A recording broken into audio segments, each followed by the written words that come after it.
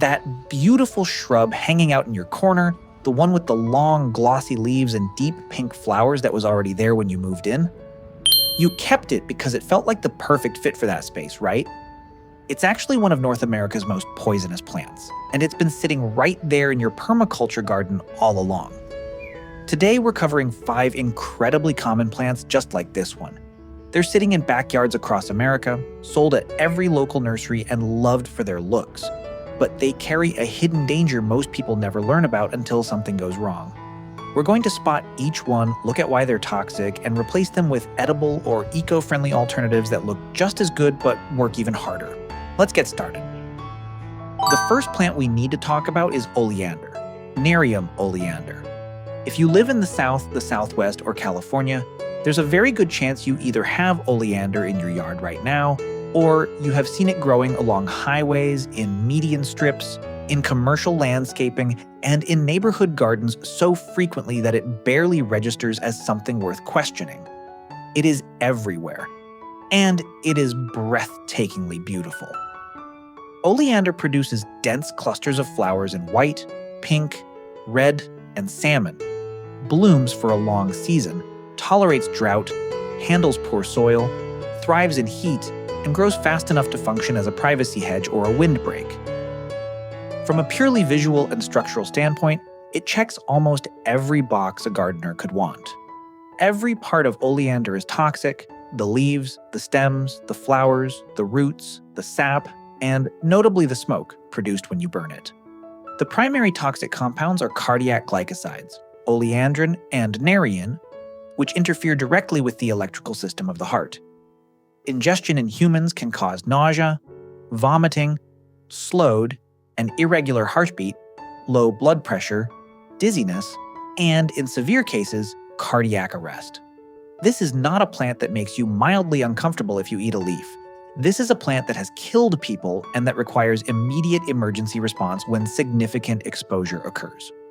For livestock, goats, horses, cattle, chickens, oleander is lethal in even small quantities. For dogs and cats, the same. The ASPCA consistently lists oleander among the most dangerous plants to companion animals. The particular challenge with oleander in a permaculture context is how easy it is to rationalize keeping it. It functions well as a hedge, it feeds no one and gives nothing to the food forest directly, but it looks established, it fills space, and removing a mature oleander shrub is physical work, so people leave it. They leave it next to where they let their chickens free range. They leave it near the paths their kids take to the backyard. They leave it and forget it is there. The replacement for oleander, especially in the Southwest and California, is elderberry, specifically Sambucus mexicana in warmer climates, or Sambucus canadensis in the Southeast and Midwest.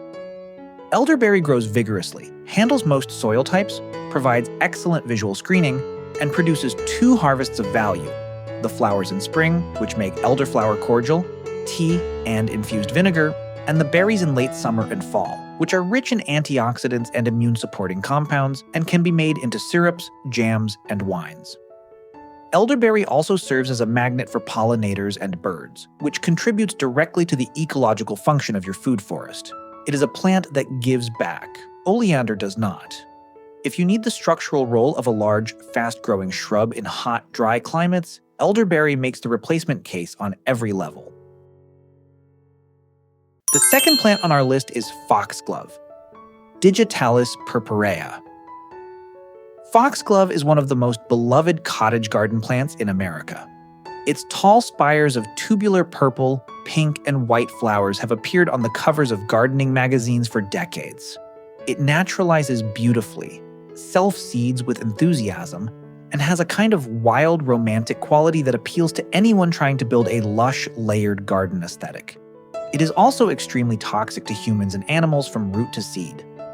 Foxglove contains digoxin and related glycosides, compounds so powerful that they are used in carefully calibrated pharmaceutical doses to treat heart failure, but that in uncontrolled plant form cause severe cardiac arrhythmia, nausea, vomiting, vision disturbances, and death. There is no safe part of the foxglove plant. Children have died after drinking water from a vase that held foxglove cuttings. The foxglove complication for permaculture gardeners is that it is a biennial that self-seeds persistently. You might remove the parent plants, but if foxglove has been growing in your space for more than one season, its seeds are already in your soil.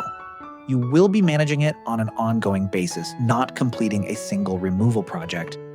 It is particularly dangerous in food forest systems that are designed to be somewhat self-managing, where small children and pets move through the space with a degree of freedom, and where you may not be surveying every square foot on a weekly basis. The replacement for foxglove is Comfrey, Symphytum officinale. This might be the single most useful plant in the permaculture toolkit. Comfrey grows tall with similarly lush, broad foliage and produces clusters of small tubular flowers that pollinators absolutely love. But its ecological function goes far beyond aesthetics. Comfrey is a dynamic accumulator. Its deep taproot mines subsoil minerals and brings them to the surface, making them available to surrounding plants when leaves are cut and left as mulch. It is one of the most effective chop and drop mulch plants available to a temperate climate gardener. The leaves can be made into a nutrient-dense liquid fertilizer, and Comfrey has centuries of use as a topical medicinal herb for bruises and minor wounds. It is the rare plant that improves your soil, feeds your pollinators, and serves your herbal medicine cabinet simultaneously. Comfrey's visual presence is similar to foxglove in some respects.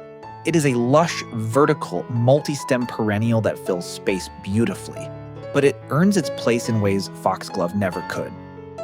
Third on our list is wisteria, specifically the Asian species Wisteria sinensis and Wisteria floribunda that dominate American gardening culture. If you have driven through any American suburb in May, you have seen wisteria in bloom, and you understand the appeal completely.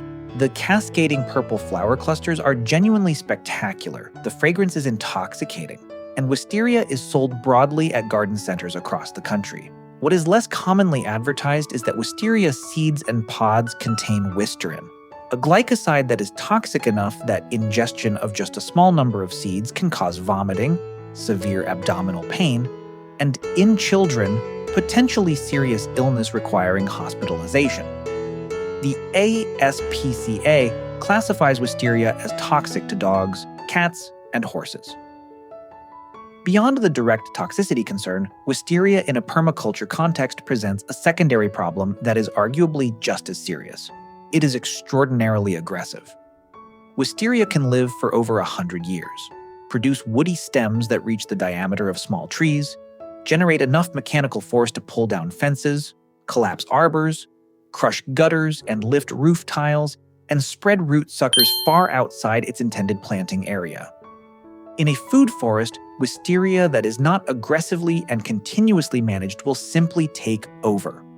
It will climb your fruit trees, shade out your productive layers, and eventually become one of the most labor-intensive problems in your garden, the opposite of the low-maintenance ideal permaculture strives toward. The replacement for wisteria is American groundnut, Apios americana, or in warmer climates, maypop passionflower, Passiflora incarnata. American groundnut is a nitrogen-fixing vine native to eastern North America that produces beautiful pink to purplish red flowers, edible tubers that were a staple food for indigenous peoples and early colonists, and protein-rich seeds. It climbs with enthusiasm but is manageable, and doesn't produce the destructive woody growth of Asian wisteria. Maypop passionflower is native to the southeastern United States, produces stunning, intricate flowers that are arguably more visually striking than wisteria, attracts specialist native bees, and Gulf fritillary butterflies, and produces sweet, edible fruits. Both of these alternatives give you the climate. The fourth plant we need to address is English laurel, Prunus laurocerasus, which is one of the most widely used hedging plants in the Pacific Northwest and in temperate climates across the country. It is dense, fast-growing, evergreen, and creates an extremely solid visual barrier. It is also a member of the Prunus family that produces hydrogen cyanide compounds in its leaves and seeds, specifically through a process where the crushed leaves release prussic acid. Wilting English laurel leaves, in particular, produce hydrogen cyanide at concentrations dangerous enough to be lethal to livestock, especially cattle and goats that might browse on clippings left on the ground. In dogs, ingestion of the leaves can cause rapid onset respiratory distress. Children who chew the glossy leaves are exposed to cyanogenic compounds. The ornamental berries, which some birds will consume, are mildly toxic to mammals. The additional problem with English laurel in a food forest context is its allelopathic tendency. It releases compounds that inhibit the germination and growth of nearby plants. This is the opposite of what you want from a hedging plant in a productive polyculture. Your hedge should ideally be contributing to the ecosystem, not chemically suppressing it. The replacement for English laurel is a multi-plant mixed hedge that combines productive and ecological function. Consider a guild of Aronia melanocarpa, black chokeberry, highbush blueberry, and hazelnut. Together, these three plants create a dense, visually attractive hedge that is fully productive, provides berries and nuts for harvest, supports an enormous range of native pollinators, and functions as excellent wildlife habitat. Hazelnut specifically can be coppiced to maintain a desired height, and produces a secondary crop of biomass for mulch. None of these plants pose a toxicity risk to humans, pets, or livestock. They require somewhat more initial planning than installing a uniform row of English laurel, but they return value to the system year after year in a way that a purely ornamental toxic hedge never will. The fifth and final plant on our list is lantana, Lantana camara. Lantana is a flowering shrub that appears throughout the South, Southwest, and Florida as a staple of ornamental landscaping. It produces cheerful clusters of small flowers in yellow, orange, red, and pink that change color as they mature, which gives them an almost iridescent multi-tonal quality that is visually striking from a distance. It is drought-tolerant, heat-resistant, and blooms for an extraordinarily long season. It is also genuinely toxic, particularly in its unripe berries, which are dark purple-green and which can appear appealing to small children. The berries contain pentacyclic triterpenoids that cause severe vomiting, diarrhea, weakness, and, in serious cases, liver damage. Children who have ingested unripe lantana berries have required hospitalization. Lantana is toxic to cattle, sheep, horses, and dogs. In many parts of the South and Southwest, it has also naturalized aggressively into surrounding landscapes and is classified as an invasive species in Florida and several other states. The particular frustration with lantana is how attractive it is as a pollinator plant. Butterflies genuinely love lantana, and gardeners who want to support butterfly populations are often reluctant to remove it. The good news is that there are native alternatives that are equally or more attractive to butterflies, carry zero toxicity risk, and contribute positively to regional ecology rather than potentially invading it. The replacement for lantana is a combination of native plants selected specifically for your region. In the South and Southeast, native pentas, tropical sage, Salvia coccinea, and beautyberry, Calicarpa americana, provide long-season color, support butterflies and hummingbirds, and produce ornamental or edible berries without any toxicity concerns. Beautyberry in particular produces clusters of vivid purple berries in fall that are visually stunning and can be made into jelly. In the Southwest, desert marigold, Bailea multiradiata, globe mallow, Sphaerocea ambigua, and Mexican hat, Ratibida columnifera, fill the same visual and ecological role as lantana while being fully native, non-invasive, and safe for every living thing in your garden. Any one of these plants, or a combination of several, replicates and exceeds what lantana offers without any of the risk. So, there you have it. 5 incredibly common backyard plants that might look beautiful on the surface, but simply don't earn their keep in a true permaculture system. When it comes down to it, designing a successful food forest isn't just about packing a space with random greenery. It's about intentionality. It's about looking at every single plant in your yard and asking the tough question, what are you actually giving back to this ecosystem? If a plant is posing a genuine threat to your kids, your pets, or your livestock while simultaneously draining the soil of nutrients or choking out its neighbors, it's time to make an executive decision and let it go. The good news is that making these changes doesn't mean you have to sacrifice the visual appeal of your landscape. Swapping out high-risk, low-reward plants like oleander or invasive wisteria for powerhouse alternatives like elderberry, comfrey, or native pollinators gives you the best of both worlds. You aren't losing the beauty, you're trading up for functionality. As these edible, resilient, and eco-friendly alternatives establish themselves, you'll watch your yard transform into something far more vibrant, incredibly productive, and, most importantly, completely safe for everyone who steps foot in it. So here is your homework for the week. Take a slow walk through your yard. Peer into those neglected corners, identify what's really growing out there, and start planning those strategic upgrades. Thanks so much for watching, everyone. If you found this helpful, hit that subscribe button, and as always, happy planting.